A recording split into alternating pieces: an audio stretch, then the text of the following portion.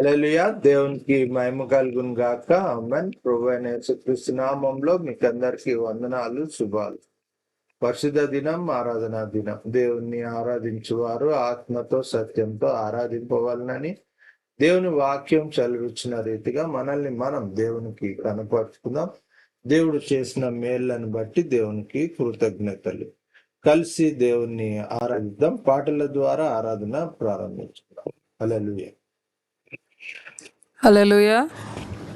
భజింతుము నిను జగదీశ శ్రీ యేసమా రక్షణకర్త. భజింతుము నిను జగదీశ శ్రీ యేసమా రక్షణకర్త. శరణు శరణు మా దేవ యెహోవా మహిమాన్విత చిరజీవనిధి.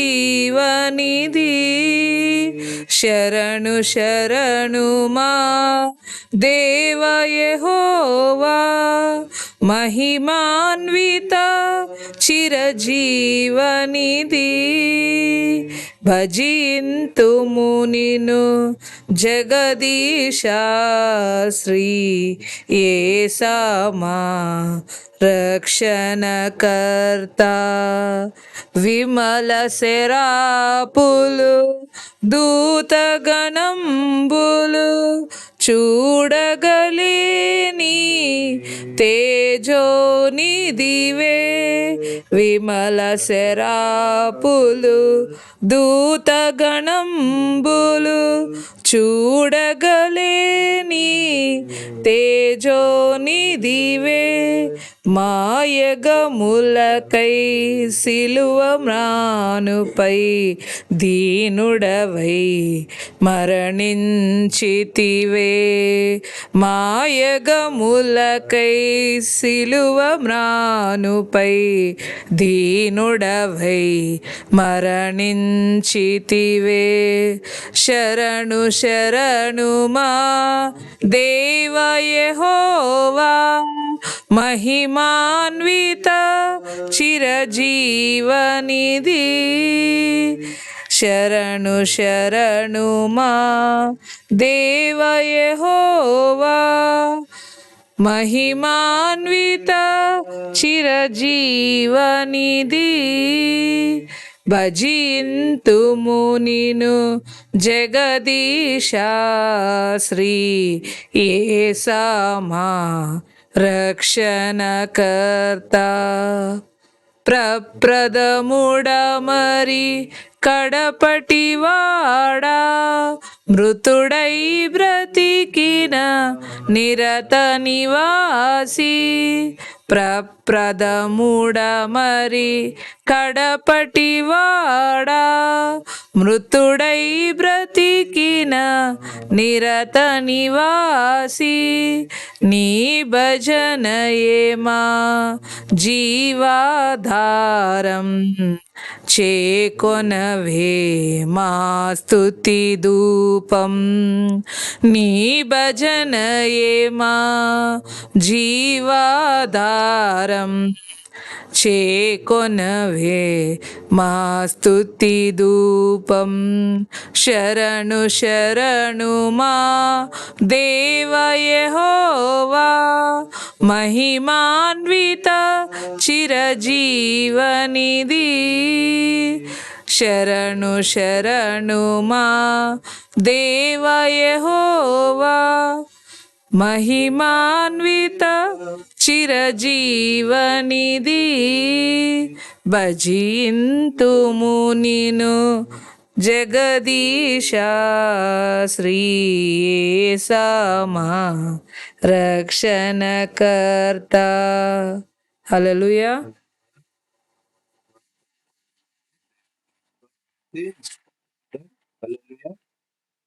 హల్లెలూయా.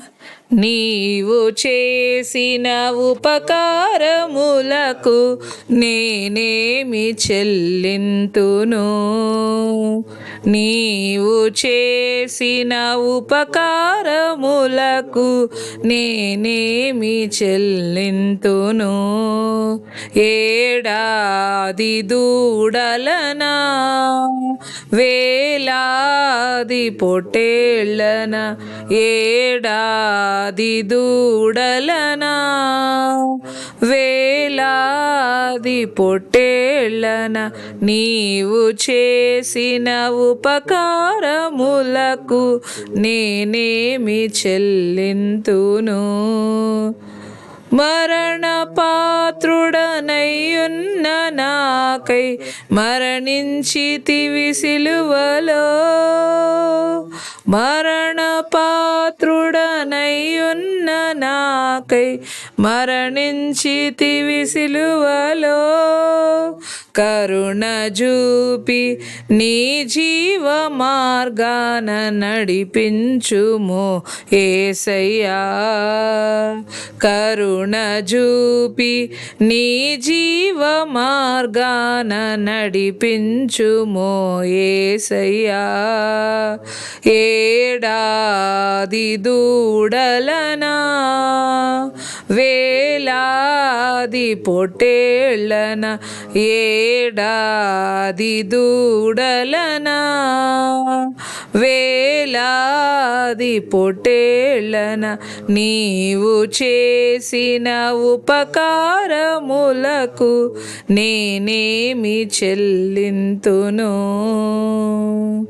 ఈ గొప్ప రక్షణ నాకిచ్చినందుకు నేనేమి చెల్లింతును ఈ గొప్ప రక్షణ నాకిచ్చినందుకు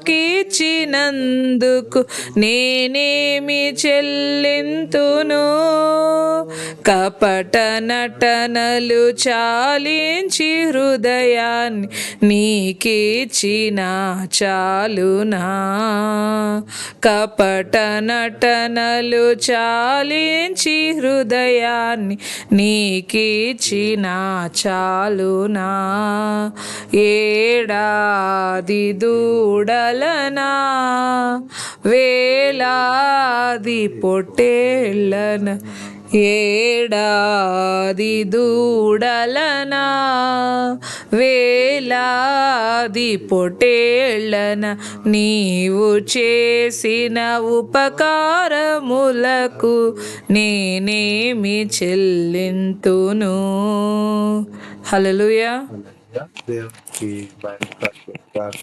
ఆమేన్. దేవుని వాక్యము పరిశుద్ధ గ్రంథం నుంచి చదువుకుందాం. కొరింథీయులకు రాసిన మొదటి పత్రిక 1వ అధ్యాయము 9వ వచనాన్ని చదువుకుందాం. కొరింథీయులకు రాసిన మొదటి పత్రిక 1వ అధ్యాయం 9వ వచనం.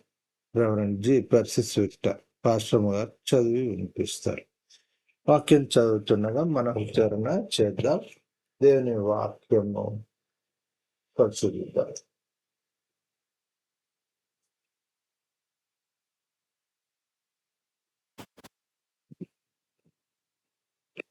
నేటి ధ్యానం నిమిత్తము ఏర్పాటు చేయబడిన వాక్య భాగము కొరింథీయులకు రాసిన మొదటి పత్రిక 1వ అధ్యాయము 9వ వచనం.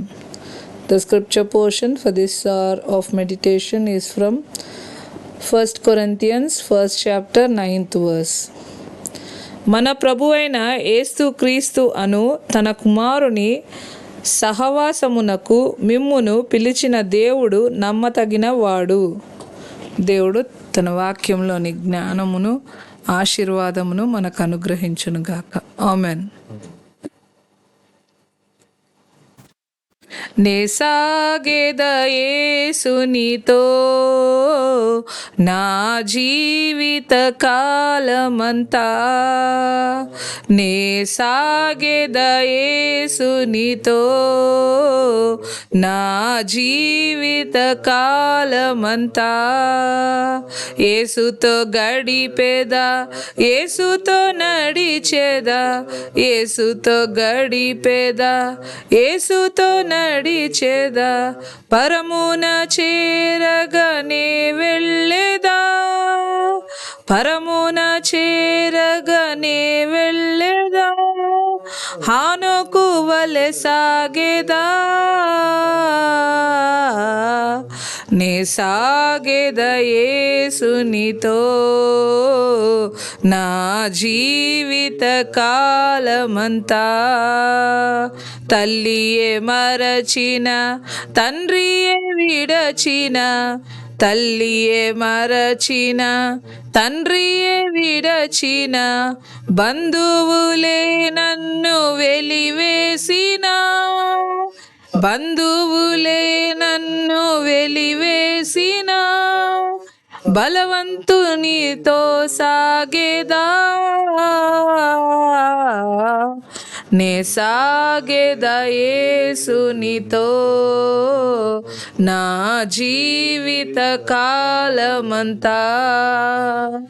నే సాగేదా యేసునితో నా జీవిత కాలమంతా.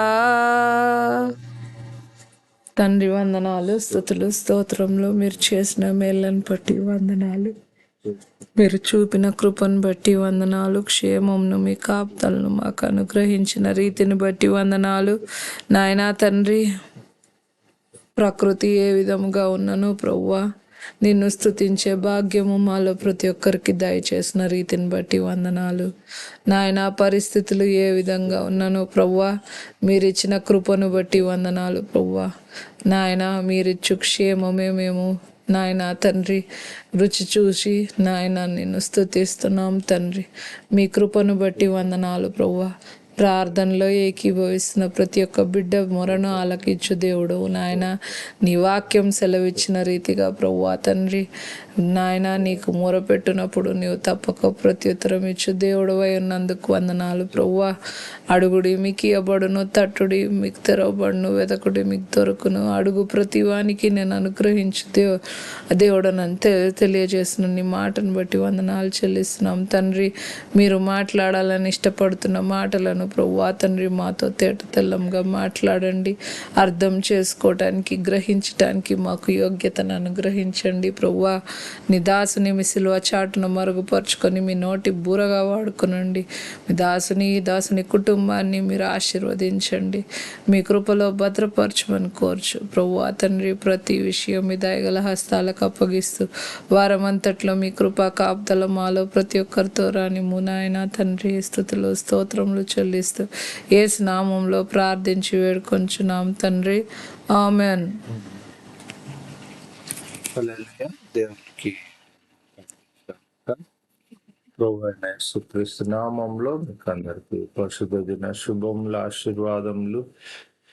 దైవ సన్నిధి మనల్ని మన దేవునికి కనపరుచుకునే సమయం, దేవుడు మనతో మాట్లాడే సమయం. ఈ పరిశుద్ధ సమయం గడిచిన దైవ సన్నిధి నుంచి దైవ సన్నిధి వరకు మనల్ని సంరక్షించిన గొప్ప దేవుడు. అందును బట్టి దేవునికి కృతజ్ఞతలు. హల్లెలూయా. దేవుని వాక్యము ఈ దినం దేవుడు మనతో మాట్లాడుతున్నాడు. కుమారుని సహవాసము, దేవుని సన్నిధి, పరలోకము, ఆయన పరిశుద్ధ స్థలము, దానిలో ప్రవేశింపటానికి తన ప్రియ కుమారుని ద్వారా ఏర్పరచబడ్డ ఆ సహవాసం భూమి మీదికి తన ప్రియ కుమారుని మన కొరకు పంపాడు. ఆ గొప్ప కార్యము ఆయన సిలువలో తన ప్రాణం పెట్టిన విమోచించిన సహవాసము, ఆయన రక్తంలో కడగబడ్డ సహవాసము, ఆయన కొరకు పరిశుద్ధపరచబడ్డ సహవాసము. ఈ దినము అట్టి సహవాసము, కుమారుని సహవాసం. దేవుడు మనతో మాట్లాడుతున్న మాటలు ఈ మాటలు కనుక ప్రియమైన దైవ జన్మ, దేవుని మహాకృప ఈ దినము మనల్ని పరిశుద్ధులనుగా, కుమారుని సహవాసమునకు యోగ్యులనుగా చేస్తుంది. కనుక ఇట్టిది లోకానికి ఏ విధంగా ఉంది అన్నది మనకు ఏ విధంగా ఉంటుంది అన్న మాట కూడా ఈ అధ్యాయంలో తెలియచేశాడు. కనుక రక్షింపబడుచున్న మనకు దేవుని శక్తి అంటున్నాడు. రక్షింపబడుతూ ఉన్న దేవుని యొక్క ఈ సహవాసము ద్వారా రక్షింపబడుతున్నాం. రక్షణ, మార్మన్సు, పాపక్షమాపణ, బాప్టిసము, ప్రారంభంలో మనం రక్షింపబడుతున్నాం. విశ్వాసంలో మనము ఎదుగుతున్న ఈ సమయంలో రక్షింపబడుతున్న జీవితం ఇది. కుమారుని సహవాసం మనల్ని అనేక రీతులుగా మనల్ని రక్షిస్తుంది. రక్షణలో రక్షింపబడటం ఇది. కనుక ఆ మాటను ఎక్కడ ప్రూవ్ చేస్తున్నారు అంటే ఆ యొక్క కుమారుని ప్రత్యక్షత దినము వరకు అంటున్నాడు. స్థిరపరచబడుతూ ఉన్నారు మీరు అంటున్నాడు.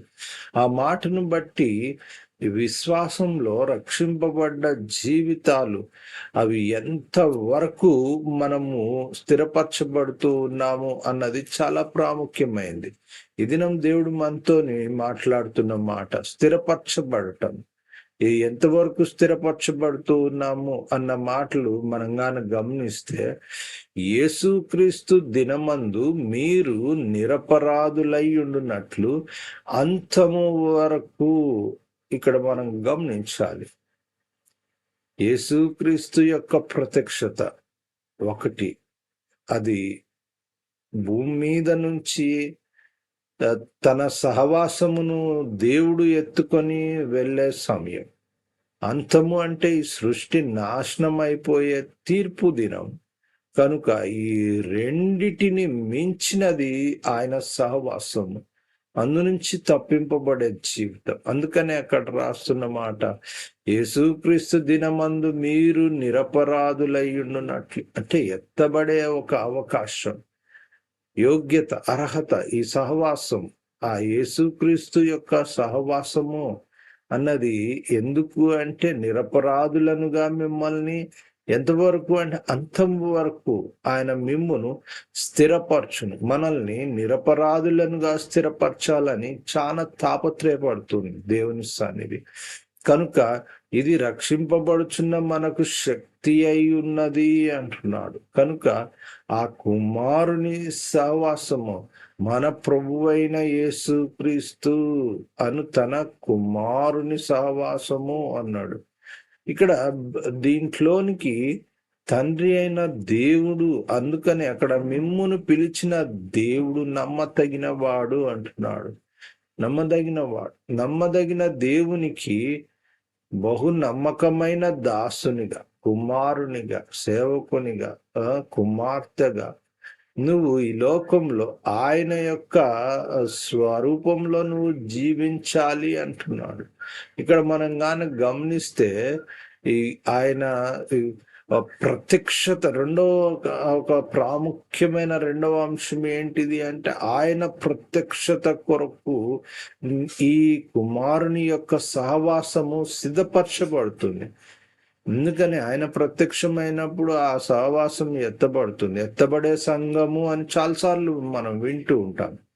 కనుక అందుకు సిద్ధపరుస్తూ ఉన్న ఈ జీవితం. కనుక ఆయన ప్రత్యక్షత కొరకు అన్నాడు. ప్రభు అయిన యేసుక్రీస్తు ప్రత్యక్షత కొరకు ఎదురు చూచున్నవారు అంటున్నాడు. ఈ సహవాసంలో నువ్వు కొనసాగుతున్నా, ఎదుగుతున్నా, అనుసరిస్తున్నా, జీవిస్తూ ఉన్న ఆ అనుభవం ఏం చేస్తుంది అంటే ఆయన ప్రత్యక్షతకు నిన్ను సిద్ధపరుస్తుంది. అందుకనే దేవుడు ఆ పౌలు భక్తుని ద్వారా ఈ మొదటి అధ్యాయంలో ఇంకొక మాట కూడా తెలియచేస్తున్నాడు. పౌలు భక్తుడు దేవుడు యొక్క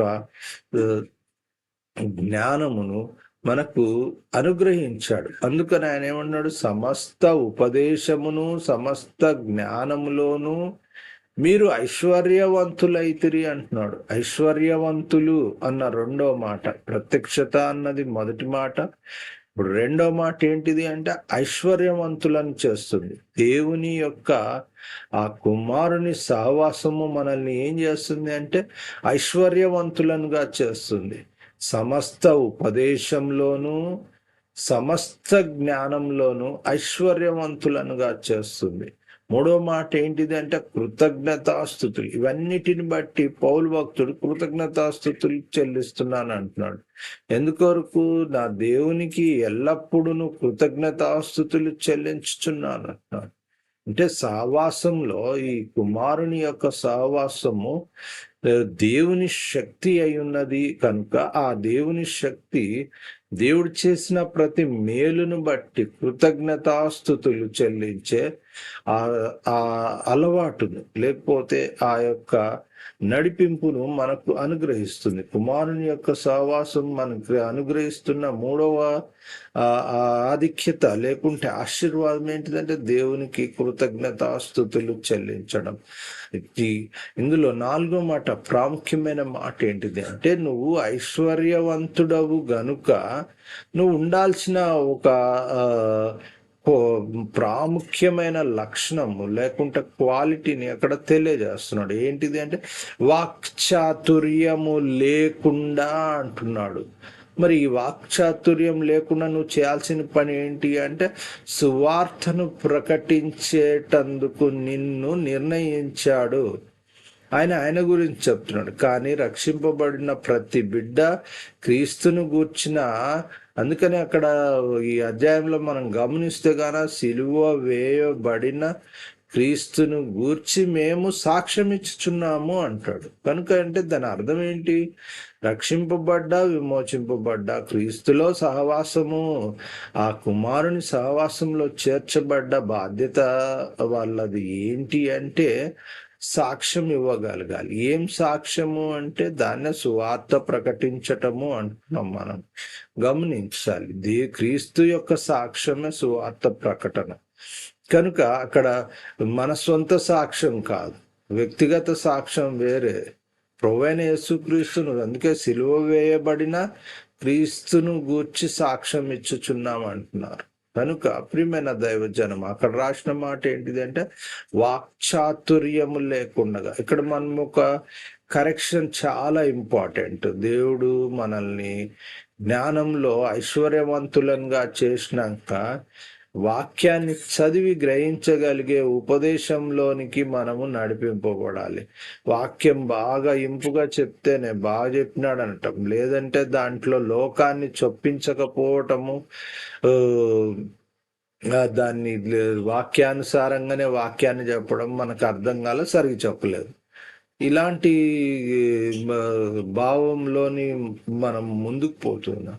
ప్రియమైన దైవ జన్మ, దేవుడు నీకు స్వతహాగా విచక్షణ జ్ఞానము, దేవునిలో ఎదిగే జ్ఞానం, సర్వ సత్యంలోనికి నడిపింపబడే ఆత్మను నీకు ఇచ్చాడు. ఒకరు నీకు చెప్పి నీకు వాళ్ళు ఇంకా లోతైన అనుభవంలోనికి నడిపించటము అనేది నువ్వు ఎదురు చూస్తున్నావు. కానీ నువ్వు పరిపూర్ణత వెంబడి పరిపూర్ణతను నువ్వు పొందుకోవాలి అంటే ఏం చేయాలి అంటే, నీవు స్వతహాగా, ఇప్పుడు ఎవరో అన్నం తింటే నీకు బలం రాదు.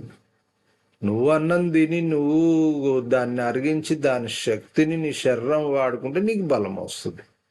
ఉదాహరణగా నీకు దేవుడు తెలియజేస్తున్న మాటలను మనం స్వతహాగా జీర్ణించుకోగలిగి దాని శక్తిని మనము అన్వయించుకోగలిగితే మనము దేవుని శక్తిలో, అందుకనే మనకు దేవుని శక్తి అయి ఉన్నది అంటున్నాడు.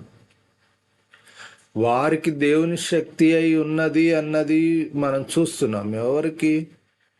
అపోస్తులకు, దేవుని యొక్క ప్రథమ సంఘానికి, విశ్వాసులకు, వీళ్ళందరూ దేవుని శక్తి అయినది. మనకు ఆ దేవుని శక్తి అంత పరిపూర్ణంగా మనం ఎందుకు పొందుకోలేకపోతున్నామంటే వారు అనుసరించిన రీతిలో దేవుణ్ణి మనం అనుసరించలేకపోవటం, బలహీనపడటం. కనుక ఎవరో వాక్యం చెప్తే మనం విని మనం వాటిలో బాగుందా లేదా అని డిసైడ్ చేయటంలోనే జీవితాన్ని ముగించేస్తున్నాం. చాలా జాగ్రత్తగా గమనించాలి. మోసపోకుడి, దేవుడు వెక్కిరింపబడ్డు. కనుక నీవు విన్నది, తీసుకున్నది, నీవు నీలో దాన్ని అరిగించగలిగి దాని శక్తిని నువ్వు పొందుకొనగలిగి దేవుణ్ణి మహిమపరచగలిగి దేవుని రాజ్యాన్ని విస్తరించి అందులో దాగున్న సత్యాన్ని నువ్వు ఫాలో కాకపోవటము ఎంత మనం ఆలోచించాలి ఈ దినం. కనుక అందుకని అక్కడ రాస్తున్న మాట ఏంటిది అంటే చాలా ప్రాముఖ్యమైన మాట, నాలుగో మాట, వాక్చాతుర్యము లేకుండా అంటున్నాడు. దేవుని మాటల్లో వాక్చాతుర్యాన్ని లేకపోతే ఆ పదాల యొక్క లోక సంబంధమైన కలయికను నువ్వు ఎక్స్పెక్ట్ చేసి అందులో అవి నీకు అర్థమయ్యేటట్లు బోధించటానికి ఎక్కడెక్కడో నిన్ను తీసుకొని వెళ్ళి మళ్ళీ వాక్యంలోకి తీసుకొని వచ్చి మళ్ళీ నువ్వు దేవుని కుమారుని సహవాసంలో ఉన్నావు, స్వతహాగా నువ్వు ఎదగాలి అని నిన్ను చెప్పి నిన్ను స్థిరపరచడానికి ఎంత టైం పడుతుంది, నువ్వు గ్రహించటానికి ఎంత టైం పడుతుంది. జీవితము కాస్త దానికి ముగిసిపోయిందంటే ఎంత ప్రమాదం. ప్రియమైన దైవ జన్మ ఈ దినము అందుకని అక్కడ రాస్తున్న మాట మనల్ని స్థిరపరిచింది ఎందుకు అంటే ఆయనను గూర్చి సాక్ష్యం ఇచ్చడానికి స్థిరపరిచాడు. ఆయన ప్రత్యక్షత కొరకు సిద్ధపరిచాడు. ఆయన ఆ దినము అంతము వరకు మనల్ని స్థిరపరిచిన దేవుడు. ఎందుకు అంటే క్రీస్తును గూర్చి సాక్ష్యం ఇచ్చడానికి. 5వ మాట ఏంటిది అంటే ఆయనను గూర్చిన సాక్ష్యం. 6వ మాట మనం ఆల్రెడీ చూసుకున్నాం. ఏంటి అంటే స్థిరపరిచాడు దేవుడు మనల్ని. యేసుక్రీస్తు దినం వరకు నిరపరాధులుగా ఉండటానికి స్థిరపరిచాడు. అంతం వరకు ఆయన మనల్ని ఆయన కొరకు కుమారుని సహవాసంలో స్థిరులుగా ఉండటానికి స్థిరపరిచాడు. అందుకనే దాన్ని ఇంత రంగ మనల్ని బలపరుస్తున్న సహవాసం ఏంటిది అంటే మన కొరకు ప్రాణం పెట్టి మనల్ని లోకంలో ఆ బలహీనతల్లో నుంచి విడిపించిన ఆ కుమారుని యొక్క సహవాసం దేవుడు మన కొరకు అలా పంపాడు. కనుక అట్లా సన్నద్ధులయ్యుండు అంటున్నాడు. ఇక్కడ చివరిగా మనం ఇంకో మాటగా గమనిస్తే వాక్యాన్ని ముగించే ముందు సన్నద్ధులై ఉండవలను అంటున్నాడు. సన్నద్ధులై ఉండవలను అంటే అక్కడ 3 మాటలు రాశాడు. ఏంటి అంటే ఏకభావము, మాటలలో ఏకభావము, మనసులో కక్షలు లేకుండా ఉండటము. రెండవది ఏంటిది అంటే ఏక మనసు, తాత్పర్యంలో ఏక మనసు ఉండాలంట. ఈ సహవాసంలో ఉన్న ప్రతి బిడ్డ యొక్క తాత్పర్యం ఒకటే ఉండాలి, అది ఏక మనసు అయి ఉండాలి. ఈ సహవాసంలో ఉన్న మాట క్రీస్తు మాట అయి ఉండాలి. ఆ మాటలో ఏక భావం కలిగి మనం ముందుకు కొనసాగాలి. అందులో కక్షలు ఉండకూడదు అని 3వ మాట తెలియచేస్తున్నాడు. కనుక అలా సన్నద్ధులై ఉండాలి. సన్నద్ధులు అంటే యుద్ధానికి వెళ్ళే ఆ సైనికుడు ఎలా అంటాడు? సంసిద్ధంగా ఉంటాడు. అంటే ఎట్లా అంటే సన్నద్ధులై ఉండటం, దాని మీనింగ్ అది. కాబట్టి విశ్వాస జీవితం ఆ అనుక్షణం నీవు ఆ ఏక మనస్సు, ఏకభావము, నిష్కలంకమైన, నిర్దోషమైన, నిరపరాధులు అన్న మాటను మనం కానీ ఇంకా డీప్ గా వెళ్తే డాగు, మచ్చ, ముడత లేంది, కలంకం లేంది, దాన్ని అలాంటిదిగా ఉండాలి అంటున్నాడు. ఇది దేవుని సంకల్పం. అందుకనే అక్కడ దేవుడు చివరిగా ఒక మాట మనం కానీ గమనిస్తే దేవుని జ్ఞానానుసారముగా లోకము తన జ్ఞానము చేత దేవుణ్ణి ఎరగకుండినందున అంటున్నాడు. అంటే ఎవరి జ్ఞానంతో దేవుణ్ణి ఎరగాలి? దేవుని జ్ఞానంతో ఎరగాలి. లోక జ్ఞానంతో, మన జ్ఞానంతో, నా జ్ఞానంతో కాదు దేవుణ్ణి ఎరగాల్సింది. దేవుని జ్ఞానంతో అంటే ఆయన మనకిచ్చిన ఉపదేశము, జ్ఞానము చాలా ప్రాముఖ్యమే. ఎందుకు సువార్త చెప్తాం, ఎందుకు వాక్యాన్ని చెప్తాం, బోధిస్తామంటే దేవుని జ్ఞానము, అందులో వాక్చాతుర్యం లేని జ్ఞానం ఉండాలి, బోధ ఉండాలి. అటువంటి సహవాసంలో నువ్వు ఎదగాలి, దేవుడు తెలియచేస్తున్నమాట. కనుక దేవుణ్ణి అలా ఎరగకుండినందున అంటున్నాడు. అందుకు సువార్త ప్రకటనయను వెరితనము చేత నమ్ము వారికి రక్షించుట దేవుని దయాపూర్వక సంకల్పమాయను. అంటే లోకం ఏమనుకుంటుందంటే సువార్త గురించి వెర్రితనం వీళ్ళది అనుకుంటుంది. కానీ ఆ సువార్త ప్రకటన ద్వారా రక్షించుటకు దేవుని దయా స్వరూప దయాపూర్వకమైన సంకల్పం అది అంటున్నాడు 21వ వచనంలో. చాలా జాగ్రత్తగా గమనిస్తే దేవుని దయా సంకల్పం కూడా ఈ కుమారుని సహవాసంలో ఉంది కనుక అందును బట్టి కూడా దేవుడు మనల్ని ఎంతో బలపరుస్తున్నాడు. కనుక ఇక్కడ మనం గమనిస్తే దేవుని వాక్యము ఇంకొక మాట కూడా తెలియచేస్తుంది. ఏంటిది అంటే ఆటంకంగా ఉండొచ్చు. ఎందుకు అంటే లోకరీతిగా ఒక ప్రవర్తన ఉంటది, ఆత్మరీతిగా అది తప్పు అంటది. నువ్వు మంచి చేయాలంటది, నువ్వు అబద్ధం ఆడి మోసంతో జీవించి నీ టైము జీవితము గడుపుకునేసేయాలనుకుంటావు. కాబట్టి అది ఎందుకు ఆటంకంగా ఉంటది. రెండవది ఏంటిది అంటే అది నీకు ఇంకోటి ఏంటి అంటే నిన్ను కరెక్షన్ చేయటం మొదలు పెడుతుంది. కరెక్షన్ చేసినప్పుడు నీకు పిచ్చి పట్టింది అనటమో, నీకు వెర్రి పట్టింది అనటమో అంటాం. ఎందుకు అంటే అది మనల్ని కరెక్షన్ చేయడం మొదలు పెడుతుంది. కాబట్టి వాళ్ళు ఎదుటోళ్ళని ఏదో ఒక విధంగా ఏదో ఒక మాట దాన్ని అడ్డగించటానికి అపోజ్ చేయటం ఆటంకం అంటే అదే. కనుక ఆటంకకరంగా వెరితనంగా కనబడుతుంది. కానీ గమనించాలి, పిలువబడిన వారికే క్రీస్తు దేవుని శక్తియును దేవుని జ్ఞానమునై ఉన్నాడు.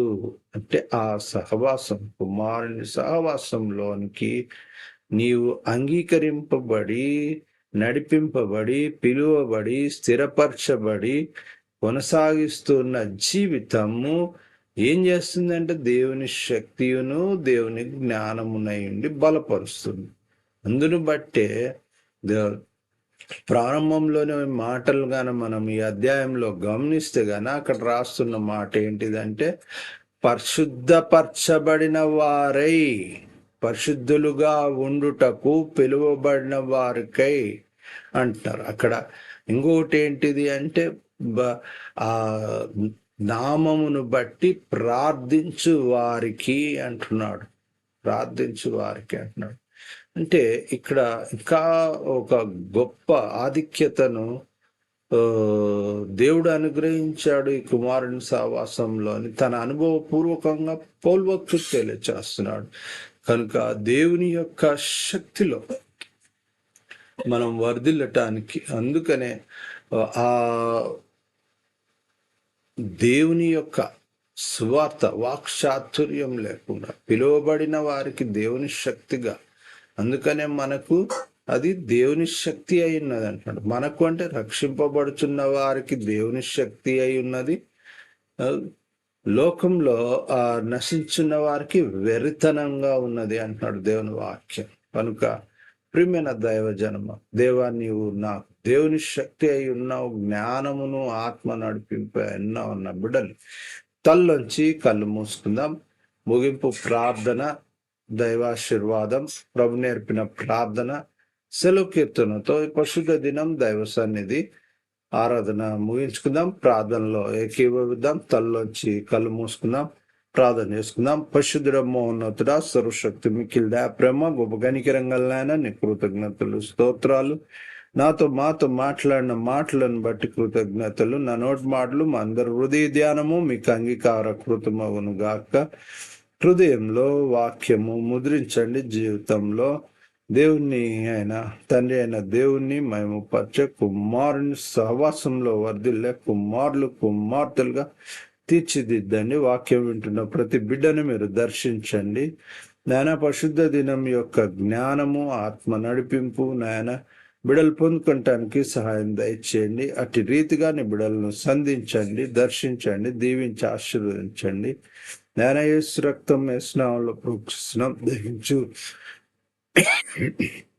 అగ్ని ఆత్మ వాక్కు తెలిచేస్తున్నాం. ప్రభువా నీ బిడ్డలను మీరు దర్శించండి, ముట్టండి, తాకండి, స్వస్థపరచండి, కనికరపడండి. కన్నీళ్లు కార్చిన బిడ్డలు, దుఃఖపడుతున్న బిడ్డలను జ్ఞానం మీరు ముట్టి తాకి స్వస్థపరచండి. విద్య, ఉద్యోగం, లైఫ్ సెటిల్మెంట్, చేతి పని, కష్టార్థము, రాకపోకలు, ప్రయాణాలు, డ్రైవింగ్, తలంపు, క్రియ, ఆలోచన, నడిపింపు అంతట్లో నాయన కష్టార్జితం నూరంతలు ఫలింపచేయండి, క్షేమం దయచేయండి, నీ సన్నిధి కావలి కంచుగా ఉంచండి, సమకూడు మేలు జరిగించండి, అవసరతలు అక్కర్లు తీర్చండి, ఇరుకులు ఇబ్బందులను తీసివేయండి, సమకూడు మేలు జరిగించండి. మీ సన్నిధి ఇలాగూ తిరిగి సమీపించి మిమ్మల్ని మయంపరచు పర్యంతం సంరక్షించి సేవ సంఖ్యలో చేర్చమని, విజయాలుగా ఆశీర్వదించమని, చేసిన మేళ్లను బట్టి కృతజ్ఞతలు తెలియచేస్తూ యేసు నామములో ప్రార్థన చేస్తున్నాం తండ్రి, ఆమేన్. చేతులే చెప్దాం, ఆమేన్. దైవాశీర్వాదం తండ్రి కుమార పరిశుద్ధాత్మ దేవుని సకల ఆశీర్వాదం ఐశ్వర్యం సన్నిధి సావసం తోడు నీడు కాపుదల ఉన్నతమైన దేవుని ఆశీర్వాదం సదాకాలము ఆయన యందు భయభక్తులు కలిగి ఆయన కుమారుని సహవాసంలో వర్ధిల్లు ప్రతి బిడ్డకు ఉన్నతమైన దేవుని ఆశీర్వాదం సదాకాలం తరతరములు తోడండి ఆశీర్వదించును గాక, ఆమేన్. చేతులే చెప్దాం, ఆమేన్. ప్రభు నేర్పిన ప్రార్థన. పరలోకమందున మా తండ్రి, నామం పరిశుద్ధపరచబడును గాక, నీ రాజ్యం మాకొచ్చును గాక, నీ చిత్తం పరలోకమందు నెరవేరినట్లు భూమి అందు నెరవేరును గాక. నేడు మాకు కావాల్సిన దినారం మా దయచేయండి, మారణస్తులను మేము క్షమించున్న ప్రకారం మారణం క్షమించుము, మమ్మల్ని శోధనలోకి తెక్కి తప్పించుము, ఎందుకంటే రాజ్యం బలం మహిమ నిరంతరం నీవు ఉన్నావు తండ్రి, ఆమెన్. చేతులే చెప్దాం, ఆమెన్. సెలవు కీర్తనతో దైవ సన్నిధి పరిశుద్ధ దినం ఆరాధన ముగించుకుందాం. ఆశీర్వాదంబుల్ మా మీద వర్షింపచేయుమిషా, ఆశతో నమ్మియున్నాము నీ సత్య వాగ్దాతము, హిమాయి మీద కృమ్మరించుము దేవా, క్రమర ప్రేమ వశంబు కృమ్మరించుము దేవా, ఆమేన్, ఆమేన్, ఆమేన్.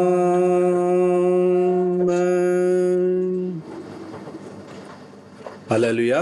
దేవునికి మహిమ కలుగును గాక. ప్రభువైన యేసుక్రీస్తు నామములో మీకు అందరికీ వందనాలు, శుభాలు. తిరిగి ఇలాగూ దేవుని సమీపించే పర్యంతం దైవ సన్నిధి ఏలును గాక, సమకూడు మేలు జరిగించును గాక, విజయాలుగా ఆశీర్వదించును గాక, amen. Praise the Lord. God bless you all. అంశదాయ లైవ్ పక్షంగా మీకు అందరికీ శుభాభివందనాలు. రెవరెండ్ డాక్టర్ విక్టర్ పాల్ సేవా పక్షంగా కూడా మీకు అందరికీ వందనాలు. God bless you all.